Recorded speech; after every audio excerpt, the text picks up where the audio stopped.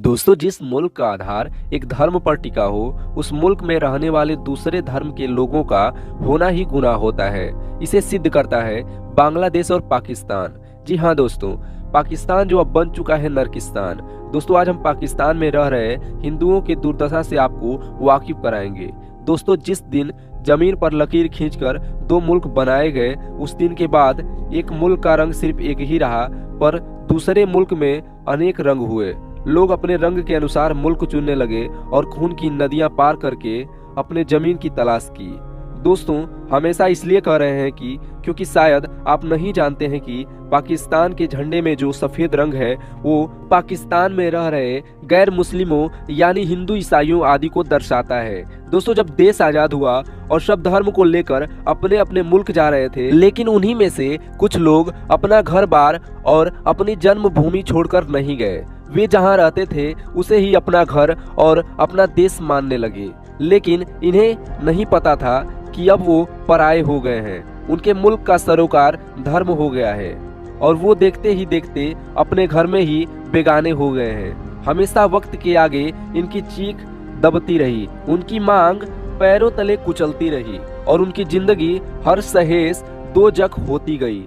इन्हीं लोगों में से कुछ लोग वहां से भागकर हिंदुस्तान आ गए, जो फिर से अब उस नरकिस्तान में नहीं जाना चाहते हैं, क्योंकि पाकिस्तान में हिंदू महफूज नहीं है।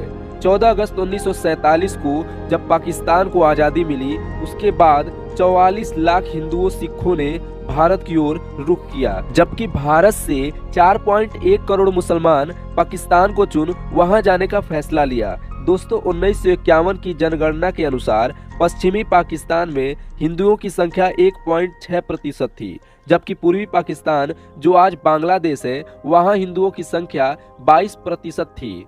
फिर 47 साल बाद फिर जनसंख्या की गणना हुई तो पाकिस्तान में उतने ही यानी 1.6% यानी कि 2.5 लाख हिंदू थे, जबकि बांग्लादेश में हिंदुओं की संख्या 22% से घटकर मात्र 10% तक रह गई। दोस्तों, लेकिन आज हम पाकिस्तान में रह रहे हिंदुओं की बात कर रहे हैं, इसलिए बांग्लादेश के शर्मनाक आंकड़ों पर बाद में बात करेंगे। दोस्तों, क्या आपको विश्वास होगा कि 47 साल बाद भी इतने हिंदू बचे हैं जितने पहले थे? ये कैसे हो सकता है? इसकी वजह जग जाहिर है। अधिकतर हिंदू पाकिस्तान के सिंध प्रांत में रहते हैं। पाकिस्तान में दशकों से हिंदू और क्रिश्चियन आदि उत्पीड़न सह रहे हैं। दोस्तों, जो 2014 तक अत्यंत गंभीर स्तर पर पहुंच गया था। इन्हें जबरन धर्म परिवर्तन करवाया जाने लगा। औरतों के साथ बलात्कार की घटनाएं बढ़ती चली गईं। ऐतिहासिक मंदिर और गिरजाघरों को तोड़ा जाने लगा। और दोस्तों, हैरानी की बात तो ये है कि पाकिस्तान सरकार सिर्फ चुप्पी साधे रही। जिन हिंदुओं से ये सब बर्दाश्त नहीं हुआ, उन्होंने भारत की ओर रुख किया। इन्होंने अपने साथ हो रहे अत्याचारों को बताया कि पाकिस्तानी स्कूल में हिंदू लड़कियों का यौन उत्पीड़न होता है। उनका कहना है कि हिंदू छात्रों के लिए कुरान पढ़ना अनिवार्य कर दिया गया है और उनकी धार्मिक प्रथाओं का उपहास किया जाता है। दोस्तों, भारत सरकार योजना बना रही है कि पाकिस्तानी हिंदू शरणार्थियों के लिए आधार पत्र और पैन कार्ड बनाए जाएं और भारतीय नागरिकता प्राप्त करने की प्रक्रिया को सरल किया जाए। दोस्तों, जुलाई 2010 में कराची में लगभग 60 अल्पसंख्यक हिंदू समुदाय के सदस्यों पर आक्रमण किया गया और इन्हें अपने घरों से निकाल दिया गया। और इसकी वजह सिर्फ इतनी थी कि किसी हिंदू ने मस्जिद के पास मौजूद नल से पानी पी लिया था। और सिर्फ यही घटना नहीं दोस्तों, ऐसी घटनाएं वहां हिंदू और गैर मुस्लिम लोगों को आए दिन झेलनी पड़ती है। दोस्तों, पाकिस्तान में हिंदुओं को मकान किराया पर नहीं मिलता है और नौकरी भी आसानी से नहीं मिलती है। यहाँ तक कि प्लाट खरीदने के लिए भी इन्हें अपना नाम बदलकर मुस्लिम नाम रखना पड़ता है ताकि इन्हें रहने के लिए जगह मिल सके। पाकिस्तान में हिंदू अपने परिजनों का अंतिम संस्कार तक हिंदू रीति रिवाज से नहीं कर पा रहे हैं। पाकिस्तान में किसी भी हिंदू की मौत होने पर उसके शव का अंतिम संस्कार हिंदू रीति रिवाज से नहीं किया जा सकता।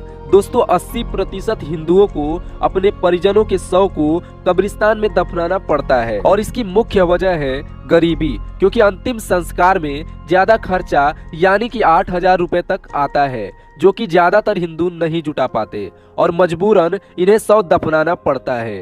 पाकिस्तान सरकार हिंदुओं की संख्या कम दिखाने के लिए आंकड़ों में फेरबदल करती है। थरपाकड़ में हिंदू बहुसंख्यक में है, लेकिन सरकार ने मुसलमानों का बहुमत दिखाने के लिए हिंदू और मुसलमानों की संख्या क्रमशः 49 और 51% कर दी है। पाकिस्तान के संविधान में कहा गया है कि अल्पसंख्यकों के आधार की सरकार को हिफाजत करनी पड़ेगी और इन्हें नौकरियां देनी होगी, लेकिन हकीकत में ये सब बातें कागजों तक ही सीमित हैं। पहले पाकिस्तान के सदन में हिंदुओं को उनकी संख्या के आधार पर सीटें दी जाती थी, लेकिन षड्यंत्र पूर्वक हर जगह हिंदुओं की आबादी को कम दिखाकर उनकी जगह ईसाइयों को ये सीट दी जा रही है।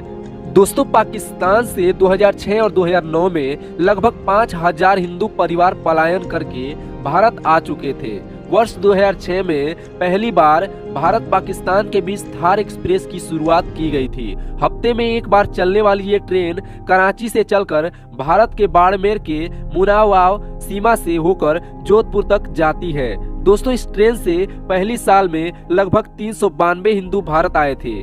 2007 में ये आंकड़ा बढ़कर 880 तक हो गया और 2008 में ये संख्या बढ़कर 1240 हो गई थी, जबकि 2009 अगस्त तक 1,000 से ज्यादा हिंदू भारत आए सभी पाकिस्तानी हिंदू अपनी वीजा अवधि को बढ़ाकर यहाँ रह रहे हैं और भारतीय नागरिक बनने की आस में हैं। हालांकि ये आधिकारिक आंकड़े हैं, लेकिन सूत्रों पर गौर करें तो ये संख्या इनसे कहीं अधिक है। पाकिस्तान में हिंदुओं की हालत काफी दयनीय व चिंताजनक बनती जा रही है। हालात इतने बिगड़ते जा रहे हैं कि वहां पर जबरन अल्पसंख्यक हिंदुओं को कट्टरपंथियों द्वारा देश छोड़ने को मजबूर किया जा रहा है। इस कारण पाकिस्तान से आ रहे हिंदुओं की संख्या में भारी उछाल आया है। दोस्तों अगर आपको यह वीडियो अच्छा लगा हो तो लाइक और शेयर कमेंट जरूर करें, और अगर आप इस चैनल पर नए हैं तो ऐसे ही रोचक वीडियोस पाने के लिए हमारे YouTube चैनल को सब्सक्राइब कर लें और साथ ही बेल आइकन को भी प्रेस कर दें, ताकि हमारी आने वाली सभी वीडियो आपको सबसे पहले मिल सके। जय हिंद दोस्तों।